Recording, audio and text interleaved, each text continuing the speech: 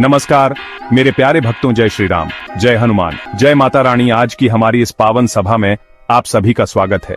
आज हम बात करने वाले हैं चूड़ियों के बारे में। हाँ, वही चूड़ियां जिनकी खनक हर सुहागन स्त्री के जीवन का श्रृंगार है।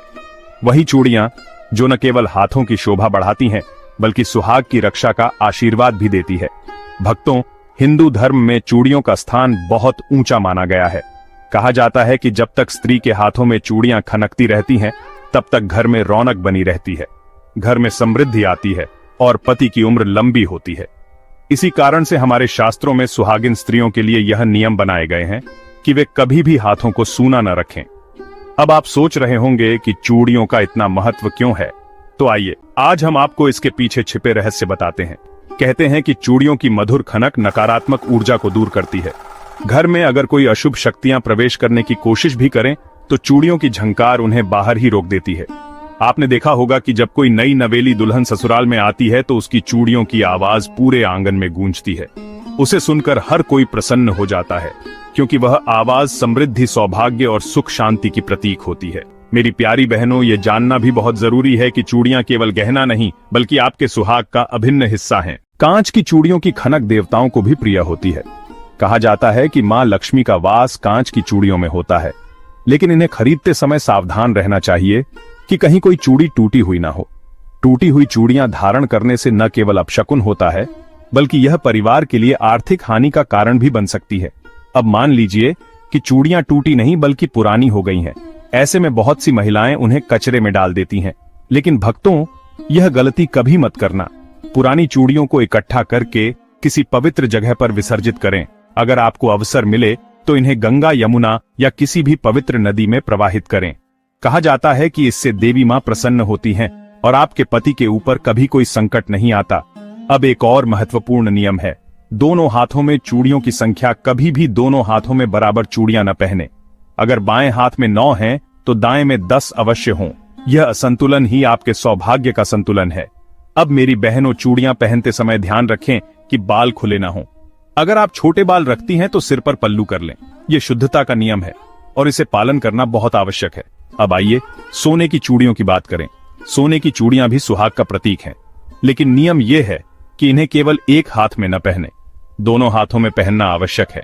क्योंकि अगर एक हाथ में सोना और दूसरे हाथ में केवल घड़ी या ब्रेसलेट हो तो यह शुभ नहीं माना जाता। इसके अलावा लाख की चूड़ियां भी बेहद पवित्र मानी जाती हैं। कहा जाता है कि अगर कोई सुहागन स्त्री लाख की चूड़ियां पहनकर पूजा करती है तो उसका सुहाग अखंड रहता है। इसलिए अगर आपको ज्यादा चूड़ियां पहनने में तकलीफ होती है तो कम से कम लाख की चूड़ियां जरूर पहनें। अब रंगों की बात करते हैं। मेरी प्यारी बहनों, याद रखें कि सफेद और काली चूड़ियां कभी न पहने। ये रंग अशुभ होते हैं। इसके बजाय लाल, पीली, हरी और गुलाबी रंग की चूड़ियां पहने।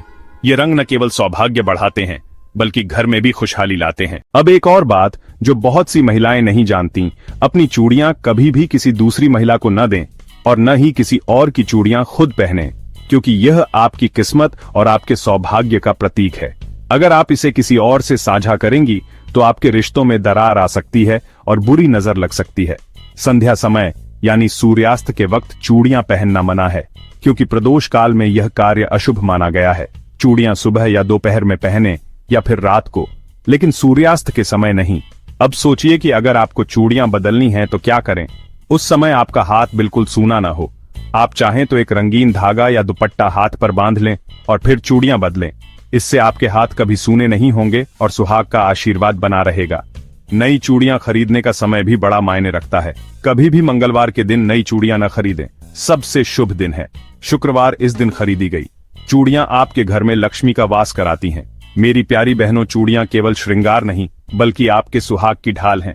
आप इन्हें सम्मान दें, प्यार से संभालें और सही समय पर पहनें। कभी इन्हें लापरवाही से न तोड़ें और न ही कहीं फेंकें।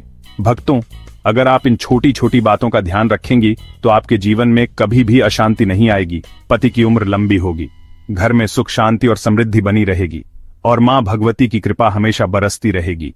तो भक्तों, आज की ये जानकारी आपको कैसी लगी? अगर आपको हमारी ये मेहनत अच्छी लगी हो तो कमेंट बॉक्स में जय माता लक्ष्मी जरूर लिखें और अपने चैनल को सब्सक्राइब करना न भूलें ताकि हम आपके लिए और भी ऐसी दिव्य जानकारियां लेकर आते रहें। मां भगवती आप सभी के जीवन को सुखमय बनाए रखें, आपके सुहाग की रक्षा करें और आपके घर में खुशियों की बरसात करती रहें। जय श्री राम, जय माता दी।